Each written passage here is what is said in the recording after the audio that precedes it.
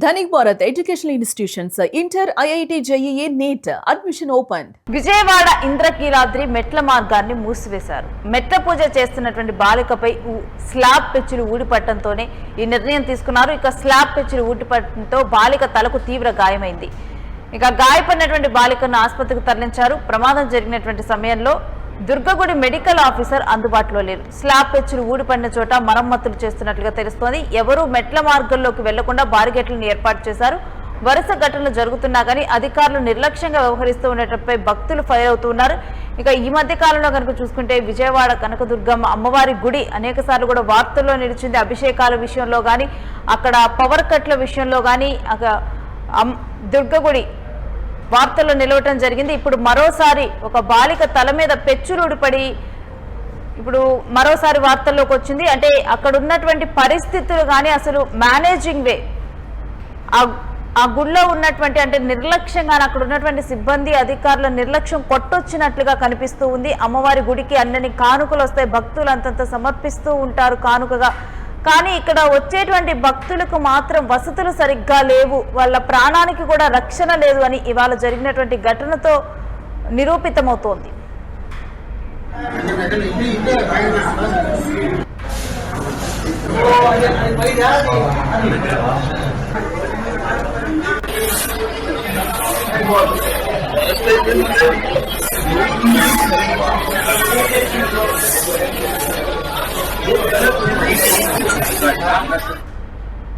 ఇక ఈ అంశం గురించినటువంటి డీటెయిల్స్ మా ప్రతినిధి వెంకట్ అడిగి తెలుస్తున్నాం. వెంకట్, కనకదుర్గమ్మ వారి గుడిలో జరిగినటువంటి ఈ ఘటన పూర్తిగా కూడా అధికారుల నిర్లక్ష్యమేనా?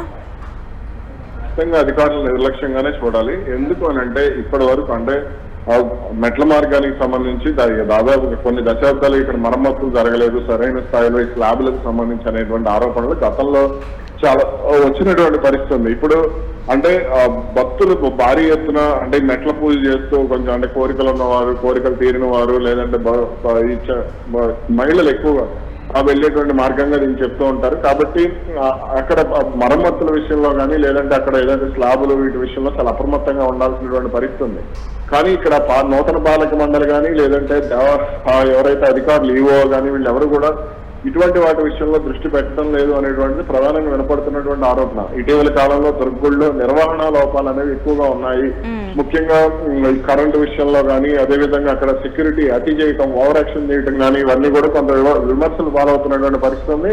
ఇక తాజాగా జరిగినటువంటి ఘటన చూసుకుంటే కనుక మెట్ల మార్గంలో పూజ చేస్తున్నటువంటి ఒక బాలికకు ఒక అమ్మాయికి పైన స్లాబ్ ఊడిపడుతుంది, కొంత తీవ్ర గాయాలైనట్టుగా తెలుస్తోంది. అయితే ఇప్పుడు ఆమెకు ఎటువంటి ప్రాణాపాయం లేదు అనేది మనకు అందుతున్నటువంటి సమాచారం. ఇక ఆమెకు పూర్తి స్థాయిలో అక్కడ వైద్యం చేసేందుకు కూడా అంటే మెడికల్ టీం, దుర్గగుడికి సంబంధించినటువంటి మెడికల్ టీం కూడా అందుబాటులో లేదు అనేటువంటిది ప్రధానంగా వస్తున్నటువంటి విమర్శ. అయితే దీనికి ఘటన జరిగిన తర్వాత వెంటనే అటు అప్రమత్తమయ్యి ఆ తర్వాత చర్యలు చేపట్టారు. కానీ ఘటన జరగక ముందు చర్యలు అయితే చేపట్టినటువంటి పరిస్థితి లేదు. ప్రస్తుతం దీనికి సంబంధించి అటు అంటే దుర్గగుడి పర్యవేక్షణలోనే బాలికకు చికిత్స కూడా అందిస్తున్నట్టుగా తెలుస్తోంది. రైట్ వెంకట్, ఇప్పుడు తాత్కాలికంగా ఈ మార్గాన్ని మూసివేశారా లేకపోతే ఏంటి పరిస్థితి? మరి ఇప్పుడు భక్తుల పరిస్థితి?